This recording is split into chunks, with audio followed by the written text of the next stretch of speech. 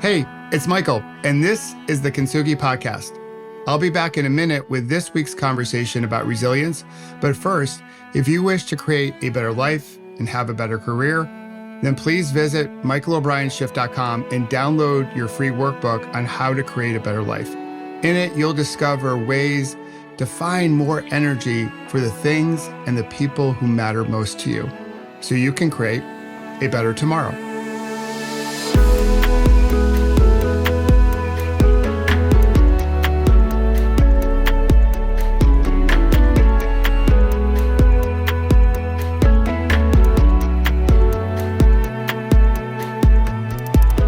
Hey there, it's Michael, and welcome back or welcome to the Kintsugi Podcast. It's time for another conversation about resilience. Today, we're going to talk about the importance of our circles and how living an inside-out kind of life can help you build more resilience. And when you have more resilience, you also, with it, have more belonging. Because, hey, this thing called life and career, we can't do it by ourselves. We need each other. Now, I grew up in upstate New York, in a city called Rochester, about 6 hours away if my dad's driving, 5.5 if I'm driving. But it took me into really my mid-20s to get out of my circle, get out of suburbia up there in my college life and visit New York City for the very first time. And since I grew up in quiet suburbia, when I got to New York for the first time, whoa, did it light my pilot light. Just cranked it up. Today, I live about 7 miles away from New York City. And when the world gets tense, and let's face it, it's been tense for a while, I look toward New York for hope.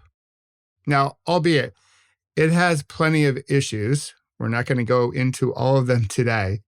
But somehow, some way, close to 9 million people live together on 23 square miles. I'm just talking about right now Manhattan, not the other boroughs.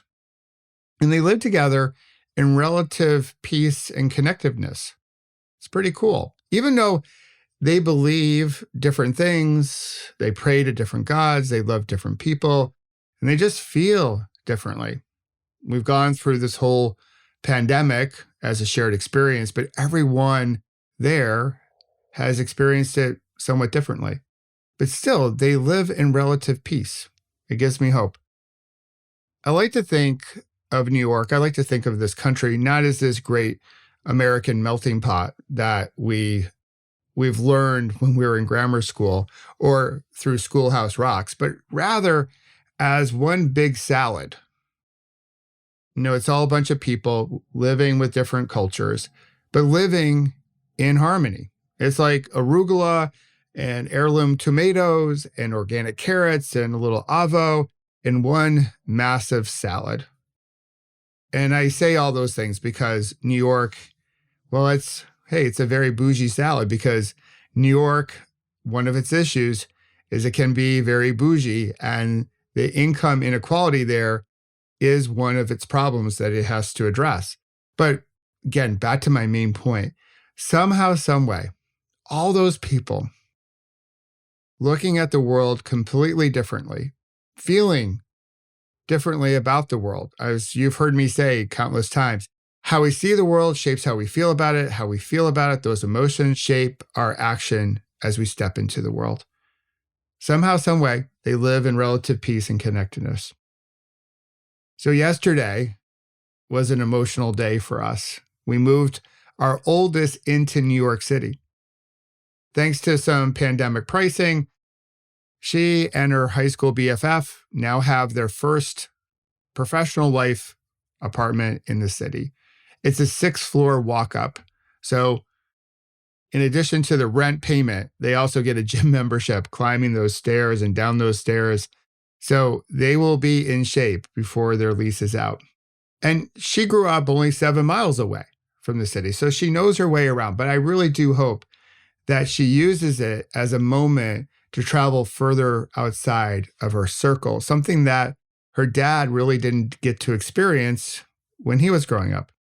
It took myself much later in life to get outside of my circle, to travel outside of, well, I grew up in sort of white bread.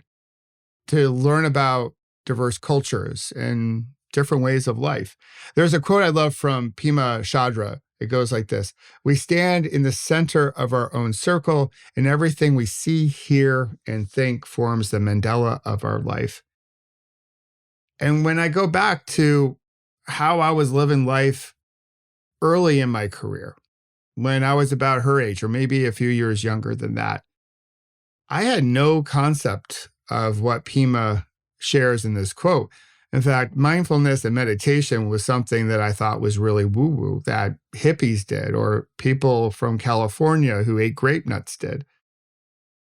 And I wasn't really living life with much awareness. One could convincingly argue that, because I was too busy hustling and grinding before hustle and grinding became cool. I was on my hamster wheel. I had to get things done. I had to make things happen. But nevertheless, this is how the universe works. I was still standing smack dab in the center of my circle, and you throw a little ego in there for good measure. I thought life was about trying to bring as much stuff into your circle as possible. Certainly much more stuff than the other guy. So what I did early in my career was I mimicked what I saw in others. They were chasing after external merit badges, material possessions that were outside their circle, and they wanted to bring it in. So I thought, well, I'll just follow their lead, but I'll try to do it better. I'll bring more stuff into my circle than the next guy. That was the secret of life. I thought if I did that better than the Joneses, if you will, I would have made it. I would feel like I belonged, because that was something I was definitely thirsty for.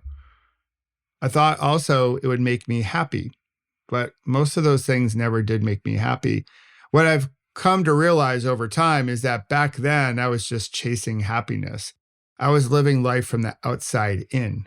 And here's the crazy thing about living life from the outside in and chasing happiness. And if you've ever chased your happiness, you'll know exactly what I'm about to share, is that sometimes you catch those things, those external merit badges, those material possessions. And I'll say this, they're not all bad. Some of them are good. As you advance your career, you might have a little bit more influence to shape more lives.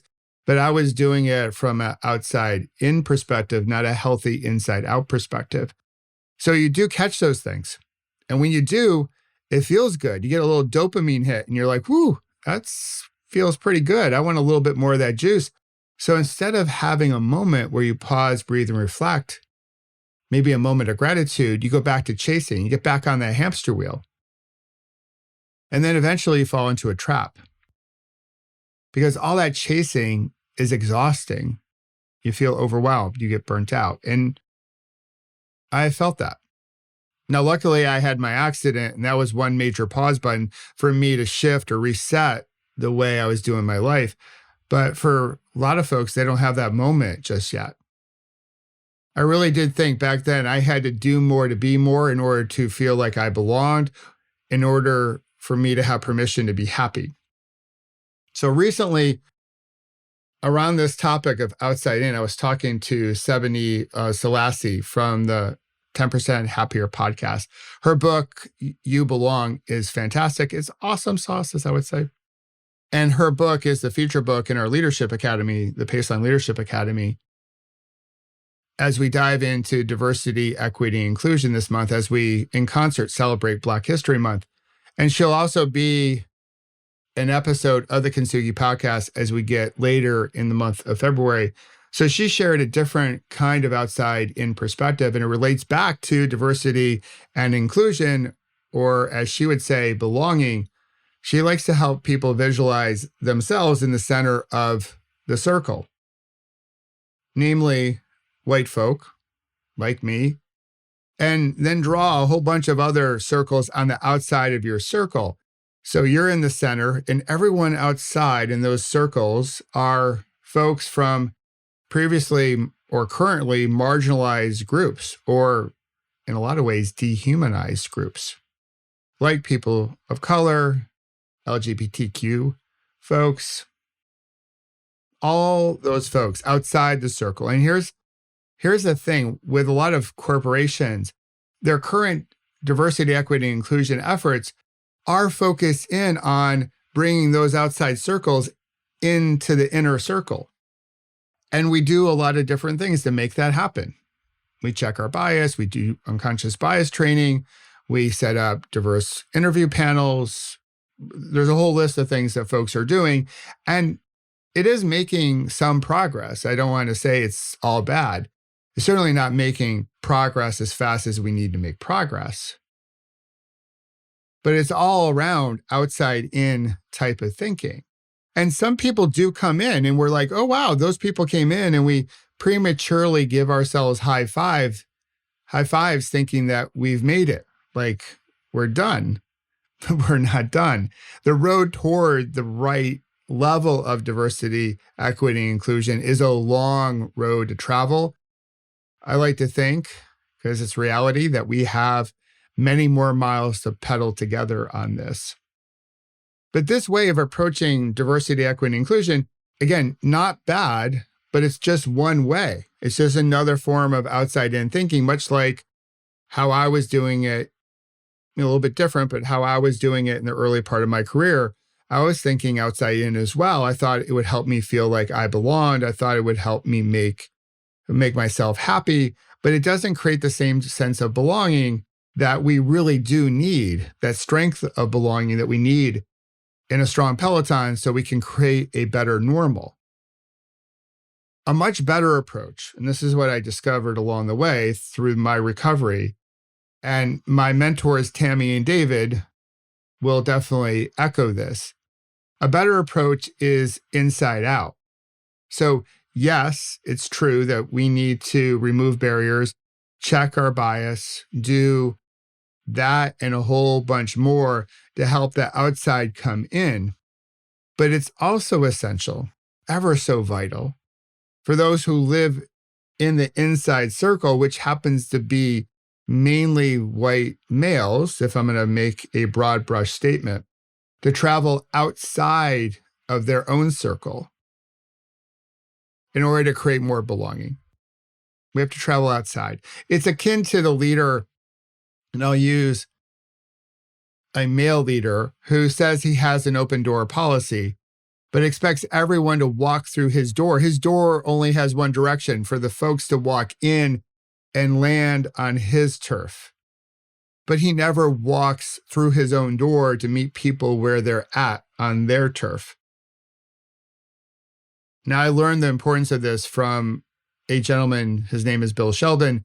He was my boss's boss, and he was fantastic about managing by walking around. He would leave his office all the time. So I learned that very valuable leadership lessons. In fact, when I was in the hospital, he came to visit me 3 times. He was the president of the company, and he was an expert of walking through his door and meeting people on their grounds, on their turf, as a way for him to live a inside-out kind of life. So what I've discovered through the years, in order to build more resilience, and also to build true wealth, true success, happiness, belonging, you name it, it all starts from within us. As Seb writes in her book, and she said, I could probably label every chapter "You Belong." It all starts with this belief that you belong. For me, I belong, that we belong, but it starts with ourselves. Inside out thinking starts with you. So this month we'll continue to pursue, hopefully goes well beyond this month, because this is a day in and day out type of thing. So as we pursue more diversity, equity, inclusion, and that pursuit is something worth pursuing, there's a really great quote from Roz Hudnall. She was the first chief diversity officer at Intel. And she said, I think I might get the quote slightly off, but if you don't live a diverse life, you can't lead diverse teams. And if I could be so bold to add, the only way to lead a diverse life is to travel outside your circle, to get out there, out into your community. It could be through books and movies and podcasts or just travel, you name it. But in order to lead diverse teams, in order to lead inclusive teams, teams that have belonging, we need to have belonging ourselves. We need to have inclusion ourselves. We need to live a diverse life. So this week, as we continue to celebrate Black History Month here in the States, and we also celebrate the Asian New Year, the Lunar New Year, I invite you to be curious and carve out some time to live life outside of your own circle. And if you have a book recommendation, a movie recommendation, podcast, you name it, let us know. I'm always eager to learn a little bit more. It's something that I'm committed to as I go through these next several years, just as a diversity, equity, and inclusion ally and sponsor. So if you have a gem out there, please do share. You can share at thekintsugipodcast.com. That's one website. Or my main website, Michael O'Brien, shift.com. And on both sites, if you have a question about almost anything, drop it there. I'll be happy to answer it for you. You can also check out at michaelo'brienshift.com a Better Life Workbook, which you heard me talk about earlier in this episode, but also all of our Pause, Breathe, and Reflect gear, which is more than just a shirt. It's a way of living your life so you can create more belonging out there. So as always, thanks for listening. Thanks for tuning in to the Kintsugi Podcast and another conversation about resilience. We'll be back next week. But until then, I hope you pause, breathe, reflect to build more belonging in your life, to get outside of your circle. And of course, as always, I want to make sure that you have fun storming the castle. We'll talk to you next week. Bye-bye.